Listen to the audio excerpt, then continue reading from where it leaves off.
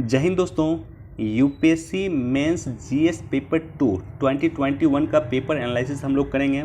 आज से सिर्फ 2 दिन पहले यूपीएससी मेंस 2021 का जीएस पेपर 2 का पेपर हुआ था।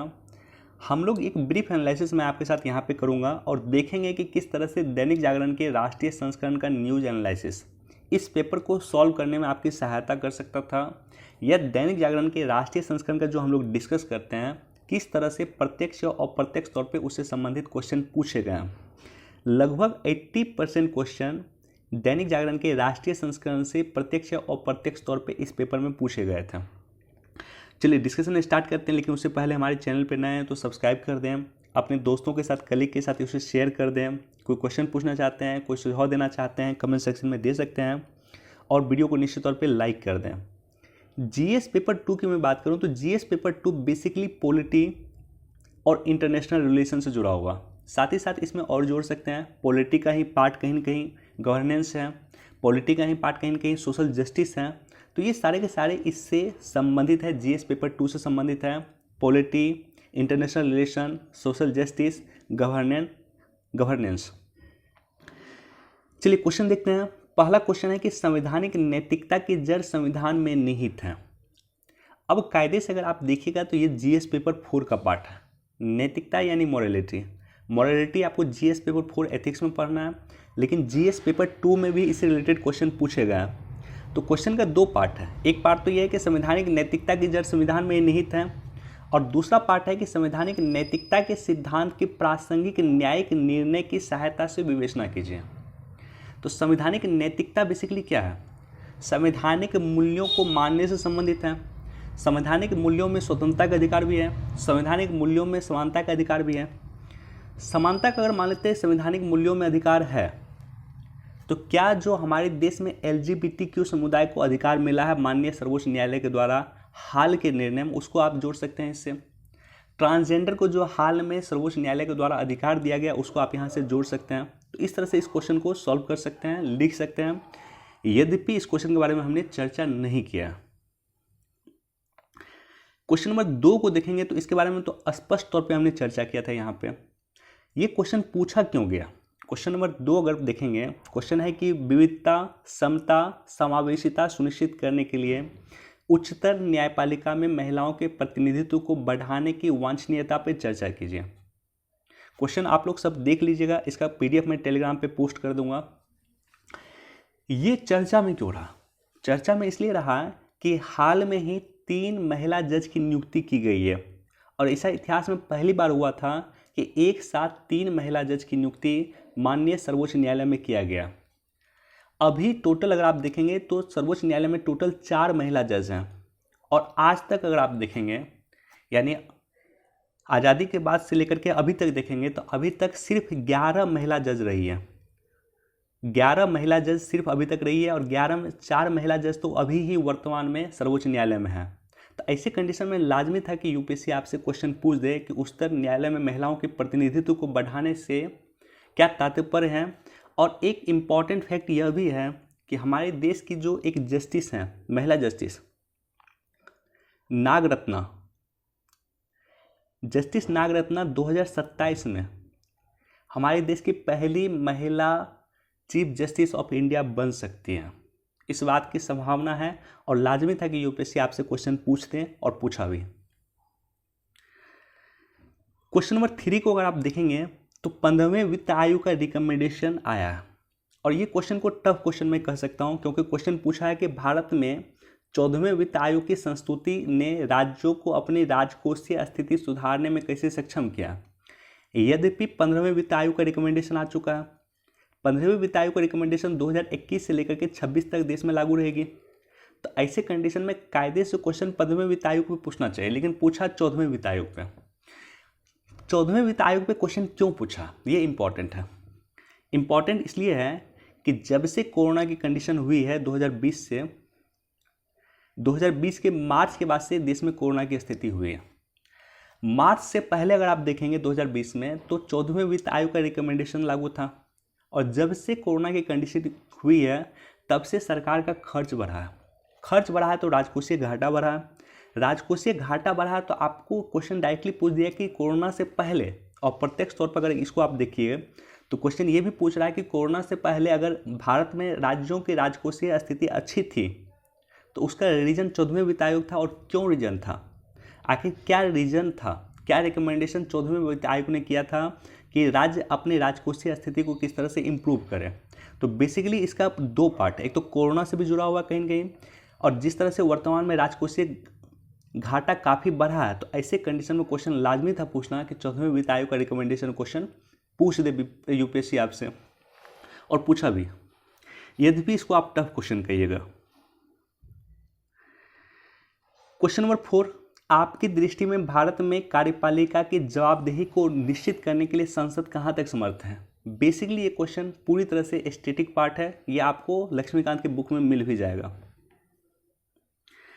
क्वेश्चन नंबर 5, ये क्वेश्चन करंट से जुड़ा हुआ। क्वेश्चन कैसे करंट से जुड़ा हुआ, सबसे पहले क्वेश्चन पूछ रहा है कि भारत में सार्वजनिक नीति बनाने में दबाव समूह महत्वपूर्ण भूमिका निभाते हैं। दबाव समूह हमारे देश में महत्वपूर्ण भूमिका निभाता है। दबाव समूह क्या होता है, दबाव समूह यानी प्रेशर ग्रुप। प्रेशर ग्रुप क्या होता है, तो प्रेशर ग्रुप वैसे ग्रुप को कहा जाता है जो राजनीति में भाग नहीं लेता लेकिन राजनीति को बाहर में रहते हुए इन्फ्लुएंस करने का काम करता है। मसलन आरएसएस। क्या आरएसएस एक राजनीतिक दल है? बिल्कुल नहीं। आरएसएस राजनीति में पार्ट लेता है? बिल्कुल नहीं। लेकिन राजनीति को किस तरह से इन्फ्लुएंस करता है इसकी जानकारी हम सबको है। तो इसी तरह से प्रेशर ग्रुप कहा जाता है। प्रेशर ग्रुप यानी राजनीति में भाग नहीं लेता लेकिन उसे इन्फ्लुएंस करने का काम करता है। अब देखेंगे आप यहाँ पे क्वेश्चन पूछा है कि व्यावसायिक संघ, क्या कोई सी प्रेशर ग्रुप हमारे पास व्यावसायिक संघ है? बिल्कुल है। देश में कई सारे प्रेशर ग्रुप व्यावसायिक संघ भी है जो पार्टिसिपेट नहीं करता है लेकिन उसको प्रभावित करने का काम करता है, राजनीति को प्रभावित करने का काम करता है। जैसे एसोचैम। एसोचैम हमारे देश का एक प्रेशर ग्रुप है, एक संगठन है। तो क्वेश्चन यही पूछ रहा है कि किस तरह से व्यावसायिक संगठन यानी एसोचैम जैसा संगठन किस तरह से सार्वजनिक नीति को बढ़ाने का या सार्वजनिक नीति को चेंज करने का या सार्वजनिक बनाने में महत्वपूर्ण भूमिका निभाता है। क्वेश्चन बेसिकली आपसे यही पूछ रहा है, और ये क्वेश्चन भी करंट से जुड़ा हुआ। Question number 6। क्वेश्चन नंबर 6 काफ़ी इंटरेस्टिंग क्वेश्चन है और इसका बेसिकली दो पार्ट।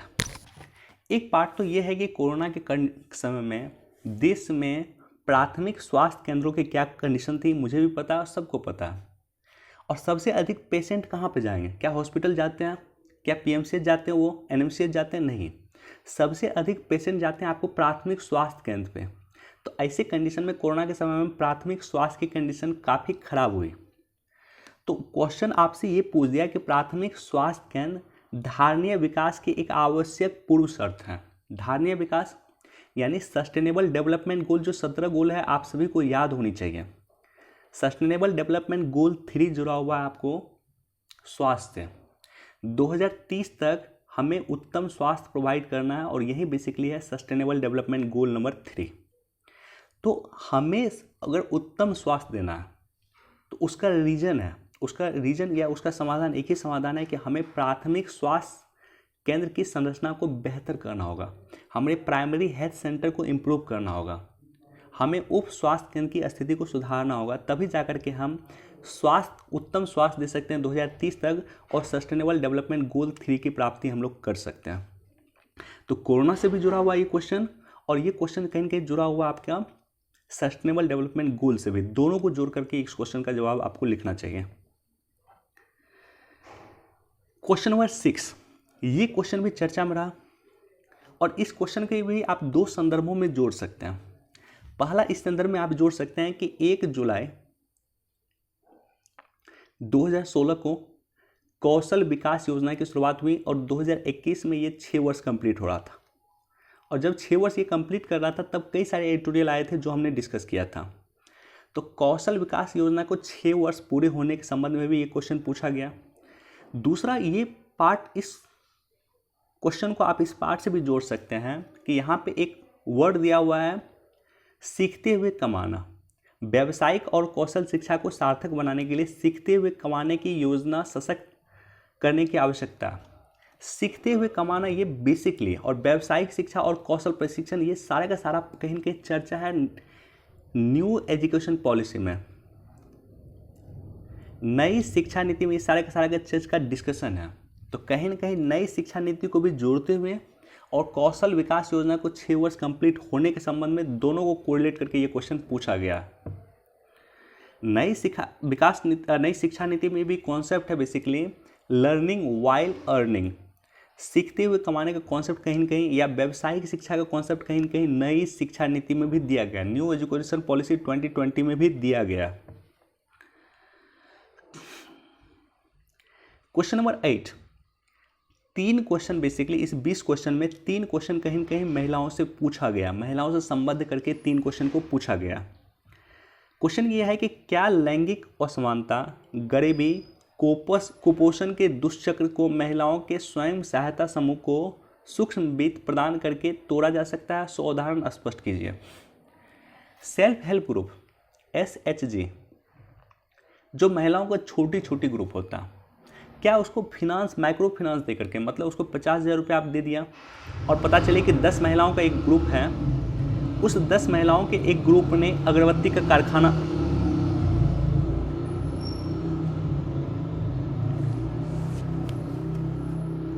उस 10 महिलाओं के ग्रुप ने एक अगरबत्ती का कारखाना शुरू किया और छोटा छोटा उद्योग करके, यानी MSME करके, लघु उद्योग करके, क्या वो लोग लैंगिक असमानता या गरीबी या कुपोषण के चक्र को दूर कर सकती हैं? तो ये आपको कुछ उदाहरण के साथ शो करना। और इस टॉपिक पे भी कहीं ना कहीं हमने चर्चा किया, माइक्रो फाइनेंस किस तरह से स्वयं सहायता समूह में महिलाओं की मदद करके लैंगिक असमानता को, गरीबी को, कुपोषण को दूर करने में मदद कर सकता है। बेसिक इसका यही पार्ट है और साथ ही साथ कुछ उदाहरण के साथ इसे स्पष्ट करना। ये सब दैनिक जागरण के जो राष्ट्रीय संस्करण आप लोग पढ़ते हैं तो उसमें कुछ कई सारे उदाहरण आपको मिल जाते हैं, तो इसलिए कभी कभी कुछ उदाहरण को भी आप लोग को कोट करके रखना चाहिए। क्वेश्चन नंबर 9, यदि विगत कुछ दशक एशिया के विकास की कहानी के रहे तो परवर्ती कुछ दशक अफ्रीका के हो सकते हैं। इस कथन के आलोक में हाल में अफ्रीका में भारत के प्रभाव की विवेचना कीजिए। अच्छा, सेम क्वेश्चन 2018 या 19 में यूपीएससी ने पूछ दिया, 2018 या 19 में सेम क्वेश्चन है। अब क्या है कि क्वेश्चन नंबर 9 का अगर आप देखेंगे, एशिया अफ्रीका ग्रोथ कॉरिडोर की शुरुआत किया था, आई थिंक 2000 एग्जैक्ट मुझे याद नहीं आ रहा, लेकिन 2016-17 के आसपास किया गया था। एशिया अफ्रीका ग्रोथ कॉरिडोर जो बना था बेसिकली इंडिया और जापान दोनों मिलकर बनाया था, और इंडिया और जापान दोनों मिलकर के किस तरह से अफ्रीका के ग्रोथ में भूमिका निभा सकते हैं इसको लेकर के चर्चा किया गया था। क्वेश्चन ये है, अगर आप क्वेश्चन ये देखेंगे तो क्वेश्चन का एक पार्ट ये पूछ रहा है कि जिस तरह से एशिया वर्तमान में कुछ दशक में एशिया की तरक्की हुई है, उसी तरह से आगामी कुछ दशक में अफ्रीका की तरक्की हो सकती है। तो ऐसे कंडीशन में अफ्रीका में भारत कितनी सशक्तिकरण से भूमिका निभा सकता है और भारत अभी अफ्रीका में क्या कर रहा है, इसकी बात का परीक्षण करना था आपको। तो इसमें एशिया अफ्रीका ग्रोथ कॉरिडोर के बारे में आपको जिक्र करना चाहिए था, और साथ ही साथ अफ्रीका में भारत के क्या क्या प्रोजेक्ट चल रहे हैं उसकी थोड़ी सी ब्रीफ एनालिसिस या ब्रीफ डिस्कशन भी आपको करना चाहिए था। तो बेसिकली ये यूपीएससी का प्रीवियस ईयर का पेपर ही एक क्वेश्चन लिया गया। इस क्वेश्चन को यूपीएससी ने 2018 या 19 में पूछा था और उसी क्वेश्चन को 2021 में पुटअप कर दिया गया। क्वेश्चन नंबर 10, ये काफ़ी इंपॉर्टेंट क्वेश्चन है और लगातार कई समय से चर्चा हो रही है, कई सारे टीवी डिस्कशन में मैंने देखा है कि इसको चर्चा करते हुए। संयुक्त राष्ट्र अमेरिका चीन के रूप में एक ऐसे अस्तित्व के खतरे का सामना कर रही है जो सोवियत रूस की तुलना में कहीं अधिक चुनौतीपूर्ण है। यूएसए के पास रूस जो एक दुश्मन था यूएसए का, रूस से कहीं बड़ा दुश्मन यूएसए का अभी चीन है। जिस तरह से रूस को यूएसए ने डिसमेंटल किया 1991 में, ऐसा कंडीशन वो चीन के साथ नहीं कर सकता है। चीन अभी इतिहास का सबसे बड़ा शत्रु है अमेरिका के लिए, वो चीन है, रूस नहीं है। तो ऐसा क्यों है और इसके लिए क्या यूएसए क्या क्या कर रही है? अब देखिए कुछ एग्जाम्पल मैं आपको देता हूँ। अफगानिस्तान से एग्जिट किया, अफगानिस्तान से जो है अमेरिका क्यों निकला? क्योंकि अमेरिका अपना ध्यान कहीं ना कहीं फोकस करना चाहता है पूरी तरह से चीन पे। भारत के साथ क्वाड के संबंधों को मजबूत कर रहा है, क्यों? क्योंकि अपना ध्यान कहीं ना कहीं चीन पे केंद्रित करना चाहता है। तो कई सारे अमेरिका की जब आप पॉलिसी देखेंगे, ऑकस का निर्माण किया अमेरिका, ऑकस का निर्माण क्यों किया? क्योंकि चीन पे केंद्रित करना चाहता है। तो कई सारी पॉलिसी अगर आप देखेंगे अमेरिका का, जो कहीं ना कहीं चीन को लेकर के अमेरिका बना रहा है या चीन को घेरने के लिए अमेरिका बना रहा है। तो निश्चित तौर पे चर्चा रहा था और क्वेश्चन पूछा भी यूपीएससी ने आपसे। क्वेश्चन नंबर 11, ये क्वेश्चन तो मैंने कई बार डिस्कस किया। जब भी मैं सीबीआई के बारे में डिस्कस करता हूँ, इस क्वेश्चन के बारे में डिस्कस जरूर करता हूँ। क्वेश्चन है, और सीबीआई के बारे में जब मैं डिस्कस करता हूँ तो एक पॉइंट आपसे डिस्कस करता हूँ, आपको याद भी होगा, आम सहमति। आम सहमति अंग्रेजी में इसे कहा जाता है जनरल कंसेंट। यहाँ पे देखिए मैंने हाईलाइट भी किया है कंसेंट। तो अंग्रेजी में कंसेंट कहा जाता है, हिंदी में कहा जाता है आम सहमति। आम सहमति बेसिकली है क्या और चर्चा में क्यों रहा? आम सहमति क्या है कि सीबीआई अगर, नियम यह है कि सीबीआई अगर मान लेते हैं बिहार में आकर के जांच करेगी, तो ऐसे कंडीशन में सीबीआई बिहार में आकर के जांच करेगी, उससे पहले बिहार सरकार के द्वारा उसे परमिशन लेना पड़ेगा। सीबीआई को यूपी में जांच करना, तो वैसे कंडीशन में यूपी सरकार से द्वारा उसे पहले परमिशन लेना होगा, तभी जाकर के वो यूपी में जांच कर सकती है या बिहार में जांच कर सकती है। ऐसे कंडीशन में क्या हुआ था कि लगभग सभी राज्यों ने भारत के सीबीआई को आम सहमति पहले दे दिया। इसका मतलब ये है कि आपको बिहार आके जांच करना, आपको यूपी आके जांच करना, आपको हमेशा हमसे परमिशन लेने की आवश्यकता नहीं है। आप आइए, जांच कीजिए, चले जाइए, हम आपको पूर्व सहमति दे रहे हैं, आम सहमति दे रहे हैं। यानी आपको हमेशा आपको आकर के हमें पूछने की आवश्यकता नहीं है, आप जांच करके निकल जाइए, आपको हम सहमति ऑलरेडी दे रहे हैं, आम सहमति दे रहे हैं, आप कभी भी आकर के जांच कर सकते हैं। अब हुआ क्या?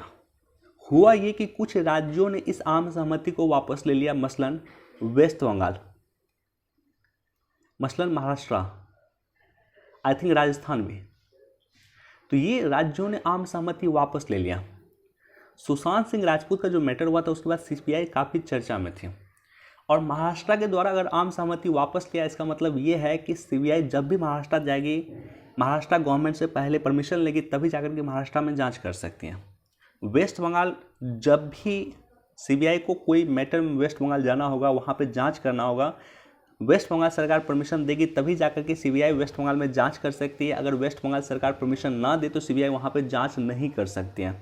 तो इसी को लेकर के चर्चा में था कि कई सारे राज्यों ने सीबीआई से आम सहमति वापस ले ली थी, और इसके कारण ये चर्चा में था। तो लाजमी था क्वेश्चन यूपीएससी आपसे पूछे, और वैसे भी मैंने कहा था कि 3 संस्था लगातार चर्चा में है, एक तो सीबीआई, एक तो ईडी, और दूसरा है नारकोटिक्स कंट्रोल ब्यूरो, एनसीबी। तो क्वेश्चन लाजमी था पूछना, और पूछा भी क्वेश्चन। क्वेश्चन नंबर 12 में पहले पढ़ता हूं। यद्यपि मानवाधिकार आयोग ने भारत में मानव अधिकारों के संरक्षण में काफ़ी हद तक योगदान दिया, फिर भी वे ताकतवर और प्रभावशालियों के विरुद्ध अधिकार जताने में असफल रहे हैं। इसकी संरचनात्मक और व्यवहारिक सीमाओं का विश्लेषण करते हुए सुधारात्मक उपायों के सुझाव दीजिए। अब ये क्वेश्चन पूछा क्यों है? सबसे पहले तो मैं बैकग्राउंड पे जाऊंगा। बैकग्राउंड इसका ये है कि आप सभी को याद होगा कि मानवाधिकार आयोग को लेकर के हमारे पास जो कानून था वो 1993 का था। ह्यूमन राइट एक्ट 1993 के तहत मानवाधिकार आयोग का गठन हुआ था 1993 में। 2019 में उसमें अमेंडमेंट किया गया, 2019 में उसमें अमेंडमेंट किया गया, सुधार किया गया, और 2019 में जो अमेंडमेंट किया गया था, उसमें जो सुधार किया गया था, उसको 2021 में लागू किया गया। 2021 में उसके एक इम्पॉर्टेंट प्रोविज़न को लागू किया गया। क्या वो इम्पॉर्टेंट प्रोविज़न था? वो इम्पॉर्टेंट प्रोविज़न था जस्टिस, यानी retired justice Arun Mishra. Retired justice Arun Mishra important क्यों थे? क्योंकि ये हमारे देश के राष्ट्रीय मानवाधिकार आयोग के पहले गैर चीफ जस्टिस ऑफ इंडिया अध्यक्ष थे। परंपरा ये थी कि 1993 से लेकर के 2021 तक हमारे देश के जो चीफ जस्टिस ऑफ इंडिया होते थे, जो रिटायर्ड करते थे, वही इस आयोग के अध्यक्ष होते थे। राष्ट्रीय मानवाधिकार आयोग के अध्यक्ष वही होते थे, यानी चीफ जस्टिस ऑफ इंडिया होते थे। लेकिन जस्टिस अरुण मिश्रा पहले गैर चीफ जस्टिस ऑफ इंडिया बने हैं जो इस आयोग के अध्यक्ष बने हैं। तो लाजमी था कि यूपीएससी आपसे नॉर्मली इस पर क्वेश्चन पूछता, और मानवाधिकार आयोग को लेकर के यूपीएससी ने क्वेश्चन पूछा भी है। हालांकि क्वेश्चन का पर्सपेक्टिव अलग है, क्वेश्चन का पर्सपेक्टिव अलग है कि राष्ट्रीय मानवाधिकार आयोग ने मानव अधिकार के संरक्षण में योगदान तो दिया है, लेकिन ताकतवर व्यक्ति और प्रभावशाली व्यक्ति के विरुद्ध वो असफल रहा।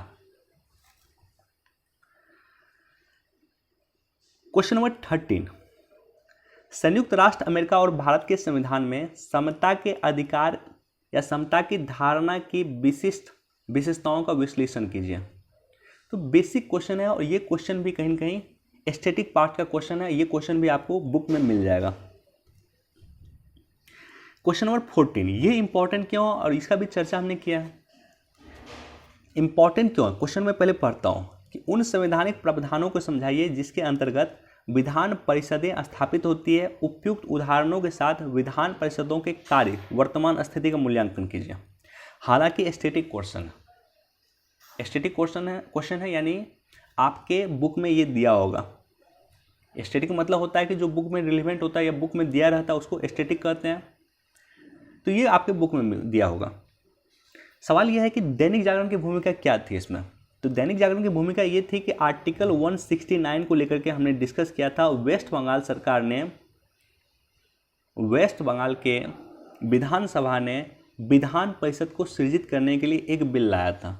तो वेस्ट बंगाल जहां पहले विधान परिषद हुआ करता था, एक बार फिर से अपने यहाँ विधान परिषद की स्थापना को लेकर के बिल लाया है। तो लाजमी था कि ये चर्चा में था विधान परिषद, और जब चर्चा में था तो क्वेश्चन इससे पूछा जा सकता था।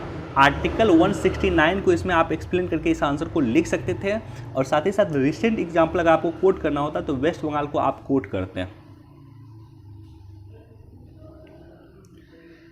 क्वेश्चन नंबर 15, क्या विभागों के संबंधित संसदीय अस्थायी समितियां प्रशासन को अपने पैरों की उंगलियां पर रखती हैं और संसदीय नियंत्रण के लिए समान प्रदर्शन हेतु प्रेरित करती है? उपयुक्त उदाहरण के साथ ऐसी समिति के कार्यों की मूल्यांकन कीजिए। संसदीय समिति किस तरह से प्रशासन पे नियंत्रण रखती है? संसदीय समिति किस तरह से प्रशासन पे नियंत्रण रखती है? संसदीय समिति किस तरह से प्रशासन को रेगुलेट कर सकती है, उसको लेकर क्वेश्चन है। और ये भी ट्रेडिशनल क्वेश्चन है, यद्यपि लोक प्रशासन में इसमें कुछ ज़्यादा विस्तृत चर्चा किया गया, लेकिन ये भी कहीं ना कहीं ट्रेडिशनल क्वेश्चन है।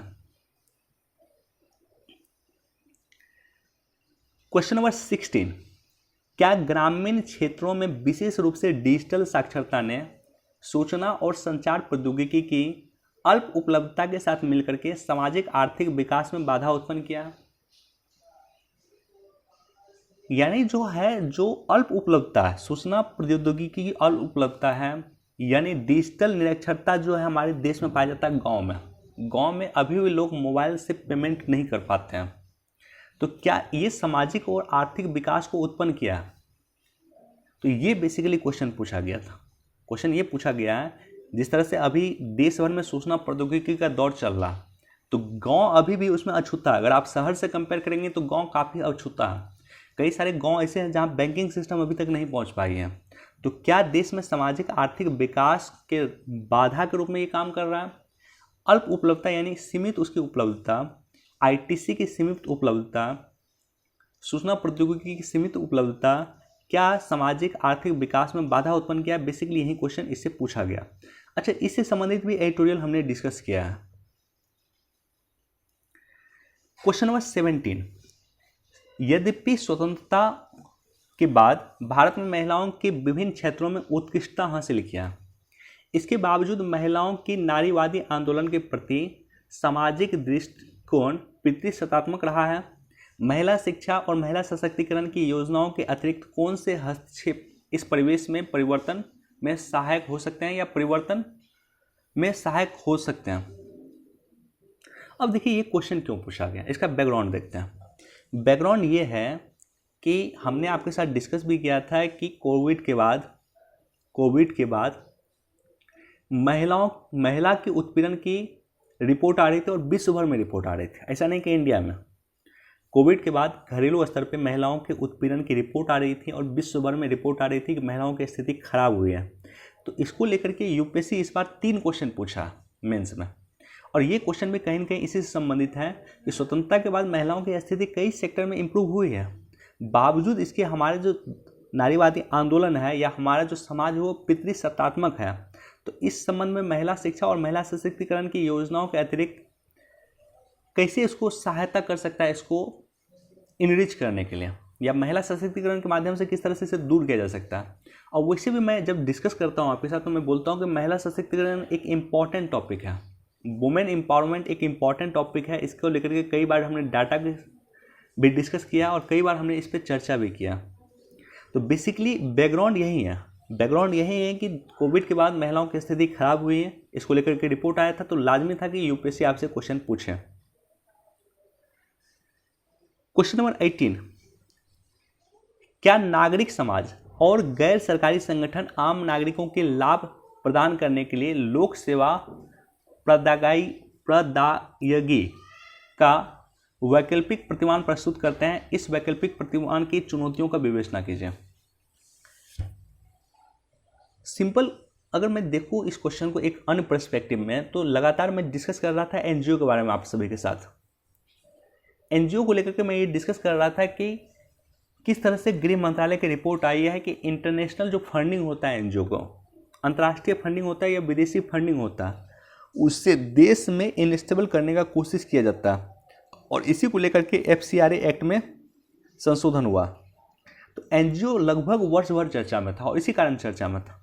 यद्यपि ये टॉपिक नहीं पूछा एनजीओ से रिलेटेड, अगर मैं इस बात करूं कि किस तरह से अंतर्राष्ट्रीय फंड या इंटरनेशनल फंड, किस तरह से चाइना भारत के एनजीओ को पैसा देकर के भारत में इनस्टेबिलिटी फैलाना चाहती है, ये रिपोर्ट था, गृह मंत्रालय का रिपोर्ट है। इस बारे में क्वेश्चन नहीं पूछा, और एनजीओ के एक अन्य पर्सपेक्टिव पे क्वेश्चन पूछ दिया है कि पब्लिक सर्विस डिलीवरी सिस्टम जो है, इसको किस तरह से एनजीओ एक ऑल्टरनेट मॉडल के रूप में हमें प्रदान कर रही है। तो पर्सपेक्टिव अन्य है, लेकिन एनजीओ चर्चा में था तो एनजीओ से क्वेश्चन पूछा गया। क्वेश्चन नंबर 19, एससीओ के बारे में पूछ दिया क्वेश्चन। एससीओ संघाई सहयोग संगठन, संघाई सहयोग संगठन में भारत भी है और चीन भी है। संघाई सहयोग संगठन की इंपॉर्टेंस वर्तमान में क्या है?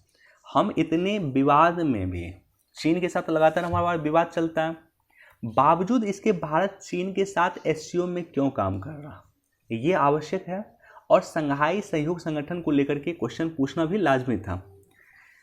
देखिए, मैं लगातार आपके साथ डिस्कस करता हूं कि अंतर्राष्ट्रीय संबंध में ना तो परमानेंट दोस्ती होता है और ना ही परमानेंट दुश्मनी होता है, तो कहीं ना कहीं एक स्कोप छोड़ा जाता है देशों के मध्य। तो भारत और चीन के मध्य भी कई सारे स्कोप छूटे हुए हैं। भारत और पाकिस्तान के बीच में कई सारे स्कोप हैं, ऐसा नहीं कि पूरी तरह से हमने संबंध अपना बंद कर दिया पाकिस्तान के साथ या चीन के साथ। चीन के साथ अगर आप देखेंगे तो हमारा व्यापार तो अभी ऑल टाइम हाई चल रहा, $100 बिलियन का व्यापार हम पहुंच चुके हैं। तो क्वेश्चन यही पूछा है कि बेसिकली एससीओ को वर्तमान में क्या रिलेवेंस है, भारत के लिए एससीओ को वर्तमान में क्या रिलेवेंस है। और लास्ट क्वेश्चन है क्वेश्चन नंबर 20, इस पे भी कई बार डिस्कस किया। ऑकस के बारे में पूछा। अब आप पूछेंगे कि AUKUS ऑकस, ऑकस में बेसिकली 3 देश हैं, ऑस्ट्रेलिया, यूके और यूएस, 3 देश हैं। हमारे पास जब क्वाड था, क्वाड में 4 देश हैं, ऑस्ट्रेलिया, यूएसए, इंडिया और जापान। जब हमारे पास क्वाड था ही तो क्या जरूरत था कि ऑस्ट्रेलिया को ऑकस की स्थापना करना, अमेरिका को ऑकस की स्थापना करना। क्वाड के रहते हुए क्यों अमेरिका ने ऑकस की स्थापना किया, जबकि ऑकस में जो देश हैं 2 देश तो ऑलरेडी क्वाड में भी हैं। तो उसका रीजन है कि अमेरिका लगातार भारत को कहता है कि क्वाड को एक मिलिट्री अलायंस बनाइए। एक सेपरेट वीडियो हमने आपके साथ बनाया था, आप लोग देखिएगा जा करके, कि क्वाड को क्या मिलिट्री अलायंस बना देना चाहिए या क्वाड को क्या नाटो का दर्जा दिया जाना चाहिए। एक सेपरेट वीडियो मैंने बनाया था इसी टॉपिक पे कि क्या क्वाड को नाटो का दर्जा दिया जाना चाहिए अथवा नहीं। उसमें मैंने आपके साथ डिस्कस किया था कि भारत नहीं चाहता वर्तमान में कि क्वाड को नाटो का दर्जा दिया जाए। नाटो का दर्जा मतलब होता है कि मिलिट्री अलायंस बनाया जाए। भारत नहीं चाहता कि क्वाड एक मिलिट्री अलायंस बने, और अमेरिका को चीन को टक्कर देना, अमेरिका चीन को घेरने के लिए काम कर रहा। तो ऐसी कंडीशन में मिलिट्री अलायंस के रूप में उन्होंने ऑकस का निर्माण किया। तो ऑकस एक मिलिट्री अलायंस है, राइट, जिसमें 3 देश हैं, ऑस्ट्रेलिया, अमेरिका और यूनाइटेड किंगडम। तो इसलिए लाजमी था कि क्वेश्चन आपसे पूछे ऑकस के बारे में, और काफ़ी चर्चा में था ऑकस। चलिए उम्मीद करता हूँ कि दैनिक जागरण के राष्ट्रीय संस्करण का जो डिस्कशन हम लोग करते हैं उसका कुछ ना कुछ पर्सपेक्टिव से क्वेश्चन यहाँ पे पूछे जाते हैं और कई सारे पर्सपेक्टिव से क्वेश्चन यहाँ पे पूछे जाते हैं, तो इसलिए इम्पॉर्टेंट है पेपर एनालिसिस, बहुत ज़्यादा इंपॉर्टेंट है, पेपर को पढ़ना बहुत ज़्यादा इंपॉर्टेंट है। ये जो लगभग 20 क्वेश्चन मैंने एनालिसिस किया, 20 में क्वेश्चन में लगभग 17 क्वेश्चन या 16 से 17 क्वेश्चन कहीं के जुड़े हुए थे, करंट की घटनाक्रम से जोड़ते हुए क्वेश्चन पूछा गया था। और इसी तरह से जीएस पेपर 1 का जब मैं डिस्कस करूंगा तो मैं वहाँ भी आपके साथ शो करूंगा कि किस तरह से जीएस पेपर 1 जो पूरी तरह से स्टैटिक पार्ट है, जहाँ पे हिस्ट्री है, ज्योग्राफी है और सोसाइटी है, वहाँ भी करंट से जोड़ करके क्वेश्चन पूछा गया। वीडियो देखने के लिए आप सभी का धन्यवाद। Thank you so much. Please do like, share and subscribe. Thank you.